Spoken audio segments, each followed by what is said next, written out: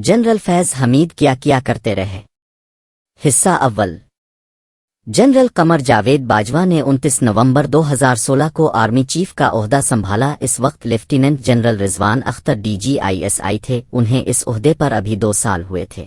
ये 7 नवंबर 2014 को जनरल ज़हीर अल इस्लाम के बाद DG बने थे। उनकी तकर्री वज़ीर आज़म मियां नवाज शरीफ ने की थी, लेकिन वज़ीर आज़म पानामा और डॉन लेक्स की वजह से उनसे खुश नहीं थे। चुनाचा उन्होंने जनरल बाजवा से पहली मुलाकात में जनरल रिजवान अख्तर की जगह जनरल नवीद मुख्तार को DGI लगाने की फरमाइश कर दी। लेफ्टिनेंट जनरल नवीद मुख्तार नवाज शरीफ के रिश्तेदार थे। ये मरियम नवाज के समधी चौधरी मुनीर के भांजे हैं और उनके वालिद ब्रिगेडियर मुख्तार भी फौज में थे। जनरल बाजवा ने नवाज शरीफ की सिफारिश मान ली। उन्होंने जनरल रिजवान अख्तर को NDU भिजवा दिया और वजीर आजम ने लेफ्टिनेंट जनरल नवीद मुख्तार को DGI तैनात कर दिया। ताहम आर्मी चीफ ने मेजर जनरल फैज़ हमीद को DGC मुकर्रर कर दिया। DGC आर्मी चीफ और DGI के बाद एस्टेब्लिशमेंट में तीसरा अहम तरीन ओहदा होता है। जनरल फैज़ हमीद के ससुर brigadier retired Mohammad Farooq general Bajwa के ससुर major general retired Ejaz Amjad के दोस्त थे, लिहाजा जनरल बाजवा और जनरल फैज़ दोनों एक दूसरे के फैमिली फ्रेंड हैं। हम आज जनरल फैज़ हमीद से लाख इख्तिलाफ करें, लेकिन उनमें एक कमाल की खूबी है, ये डिलीवरी एक्सपर्ट हैं। उन्हें जो काम सौंप दिया जाए ये वो काम रिकॉर्ड मुद्दत में मुकम्मल करते हैं और उसका मलबा भी साफ कर देते हैं। एस्टेब्लिशमेंट में सियासतदानों और सियासी पार्टियों से सिर्फ DGI और DGC राब्ता करते हैं। जनरल रिजवान अख्तर ने अपने दौर में MQM को फारिग करके इसके बतन से 3 पार्टियां पैदा कर दी थीं, लिहाजा ये इस जमाने में MQM एक्सपर्ट समझे जाते थे। ये NDU चले गए, लेकिन MQM से उनका राब्ता बरकरार रहा। ये राब्ता आर्मी क़यादत के नोटिस में आ गया। जनरल रिजवान को बिलाकर समझाया गया। उन्होंने वदा कर लिया, लेकिन ये बाज न आए और MQM से मुसलसल राब्ते में रहे। चुनाचा उन्हें GHQ बिलाकर सबूत उनके सामने रख दिए गए। अब उनके पास 2 ऑप्शन थे, ये अपनी गलती तस्लीम करके माजरत करें और परी मेच्योर रिटायरमेंट ले लें, या फिर कोर्ट मार्शल के लिए तैयार हो जाएं। जनरल रिजवान ने माजरत की और 8 अक्टूबर 2017 को परी मेच्योर रिटायरमेंट ले ली। मेजर जनरल फैज़ हमीद ने DGC की हैसियत से काम शुरू कर दिया। मई 2017 में सोशल मीडिया और चंद टेलीविजन चैनल्स पर खबर नशर हुई। रेंजर्स और ISI ने F-11 के घर पर ऑपरेशन किया और इस ऑपरेशन में असलहा और रकम बरामद हुई। ऑपरेशन 2 हिस्सों में हुआ था। रेंजर्स पहले ऑपरेशन के दौरान गलती से नून लीग के एक अक़लियती रुकन असेंबली के घर घुस गई, लेकिन तलाशी और गिरफ्तारी के बाद मालूम हुआ ये गलत मकाम पर आ गए हैं। ये 2017 का ज़माना था और शरीफ फैमिली ज़ेर इताब थी, लिहाजा अक़लियती रुकन असेंबली के घर ऑपरेशन को इस मुहिम का हिस्सा समझा गया, जबकि यह गलती थी। बहरहाल किस्सा मुख्तसर, रेंजर्स दूसरे ऑपरेशन में टॉप सिटी के मालिक कनौर मुईज़ के घर पहुंच गई। इसकी फैमिली के साथ बदतमीजी की, ज़ेवरात रकम और कागजात इकट्ठे किए और मुईज़ को साथ ले गए। कनौर मुईज़ कई दिन जनरल फैज़ हमीद की हिरासत में रहा। कनौर के वकला ने सुप्रीम कोर्ट के दरवाजे पर दस्तक दे दी। ये लोग मीडिया के पास भी गए। अब वो जस्टिस साकिब निसार का दौर था और साकिब निसार जनरल फैज़ हमीद के सहूलतकार और मुआविन थे। किस्सा मजीद मुख्तसर, आर्मी चीफ ने जनरल नवीद मुख्तार और जनरल फैज़ हमीद को GHQ बिला लिया और उनसे टॉप सिटी के बारे में पूछा। जनरल फैज़ हमीद का जवाब था, कनौर मुईज़ MQM का स्लीपर सेल चला रहा था और हमने इसे गिरफ्तार कर लिया।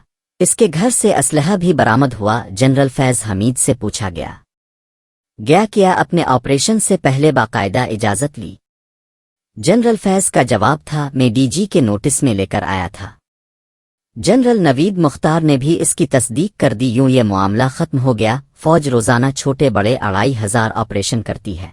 फ़ौजी क़यादत तमाम ऑपरेशंस की डिटेल्स से वाकिफ़ नहीं होती और ये मुमकिन भी नहीं होता। बादअज़ा जस्टिस साकिब निसार ने ये केस चैम्बर में सुनकर निपटा दिया और यूं ये मामला ख़त्म हो गया। मगर कनौर मुईज़ के साथ क्योंकि ज़्यादती हुई थी, लिहाजा ये वक्त बदलने का इंतज़ार करता रहा। मामला दरअसल ज़मीन का था। जनरल फैज़ हमीद का भाई सरदार नजफ पटवारी था और ये ज़मीनों का कारोबार करता था। टॉप सिटी इस्लामाबाद एयरपोर्ट के करीब वाक़ है। इसमें जाहिदा जावेद नाम की एक खातून की सैकड़ों कनाल अराजी थी। खातून के बकौल ये स्कीम उसके खावंद और उसने शुरू की थी और कनौर मुईज़ उनका ड्राइवर मुलाजिम था।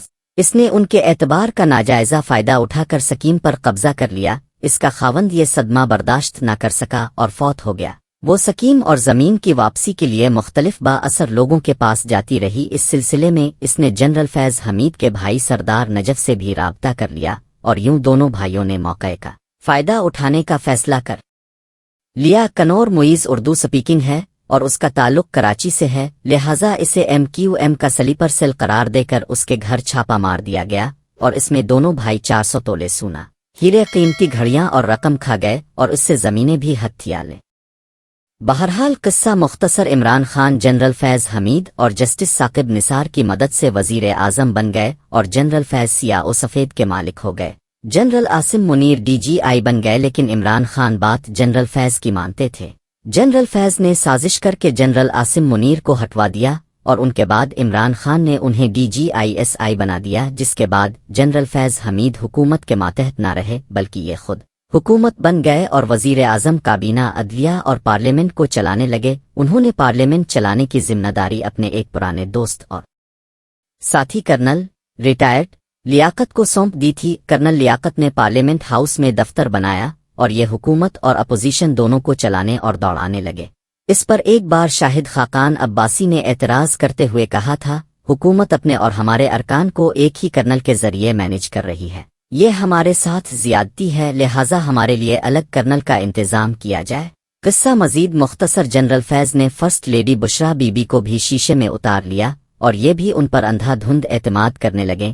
جنرل فیض حمید نے اس دوران ایک دلچسپ پلان بنایا۔ انہوں نے جنرل باجوہ کو ایکسٹینشن کے لیے تیار کیا۔ اس کی وجہ یہ تھی کہ جنرل باجوہ کو 3 سال ملنے کے بعد جنرل فیض حمید آرمی چیف کی دوڑ میں شامل ہو سکتے تھے۔ ان کا یہ منصوبہ کامیاب ہو گیا، جس کے بعد یہ وزیر اعظم اور فرسٹ لیڈی کے مزید قریب ہو گئے۔ ان کا خیال تھا وزیر اعظم جنرل باجوہ کے بعد انہیں آرمی چیف بنا دیں گے، یہ اس کے بعد نون لیگ اور پیپلز پارٹی کو جڑوں سے اکھاڑ دیں گے، ان کی قیادت کے خلاف فیصلے آئیں گے اور یہ ڈسکوالیفائی ہو جائیں گے۔ جنرل فیض 2024 میں عمران خان کو وزیر اعظم بنوائیں گے، وزیر اعظم انہیں ایکسٹینشن دیں گے اور یہ 2028 میں عمران خان کو فارغ کر کے مارشل لا لگا دیں گے اور یوں یہ صدر پیوٹن بن جائیں گے۔ یہ معاملہ اس سمت میں چل رہا تھا، لیکن پھر عمران خان کی حماقتیں سامنے آنے لگیں۔ اس نے عالمی سطح پر ملک کے لیے مسائل پیدا کر دیے۔ فوج عوام میں بھی بری طرح بدنام ہو گئی۔ فوج کی سینئر قیادت کو جنرل فیض حمید کے پلان کی بھنک بھی پڑ گئی، جس کی وجہ سے معاملات خراب ہو گئے اور فوجی قیادت نے جنرل فیض حمید کو GHQ واپس بلانے کا فیصلہ کر لیا۔ یہ عمران خان کو منظور نہیں تھا۔ انہوں نے شور شروع کر دیا۔ انہیں بتایا گیا جنرل فیض جب تک 1 سال کور کمانڈ نہ کر لے یہ آرمی چیف کے لیے کوالیفائی نہیں ہو سکتے۔ عمران خان نے اس کے جواب میں کہا اب ISI کو کور ڈکلیئر کر دیں۔ انہیں بتایا گیا یہ ممکن نہیں۔ خان کا جواب تھا ہم نے آپ کو ایکسٹینشن دینے کے لیے قانون بدل دیا تھا، اب جنرل فیض اور ہمارے لیے آرمی ایکٹ میں تبدیلی کر دیں۔ اس جواب کے بعد آرمی چیف اور وزیر اعظم کے درمیان تلخ کلامی ہو گئی، معاملہ نو ریٹرن تک پہنچ گیا۔ بہرحال قصہ مزید مختصر، جنرل فیض کو پشاور کا کور کمانڈر بنا دیا گیا اور جنرل ندیم انجم ان کی جگہ گئے۔ اسمبلی جنرل فیض ہٹ گئے، مگر یہ PTI کے سسٹم کا حصہ رہے۔ یہ پشاور میں بیٹھ کر بشرا بی بی اور عمران خان کو مشورے دیتے رہے اور ان کی مدد بھی کرتے رہے۔ انہیں روکا گیا، لیکن جب یہ باز نہ آئے تو انہیں پشاور سے بہاولپور شفٹ کر دیا گیا، مگر یہ وہاں سے بھی خان کے لیے سہولت کاری کرتے رہے۔ عمران خان سے قومی استعفے بھی جنرل فیض حمید نے دلوائے تھے اور خان صاحب نے پنجاب اور KP کی حکومتیں بھی ان کے مشورے سے توڑی تھیں۔ جنرل عاصم منیر کی تقرری رکوانے کے لیے لانگ مارچ کا مشورہ بھی جنرل فیض نے دیا تھا۔ PTI کی سوشل میڈیا ٹیم کو بھی یہ ہینڈل کر رہے تھے۔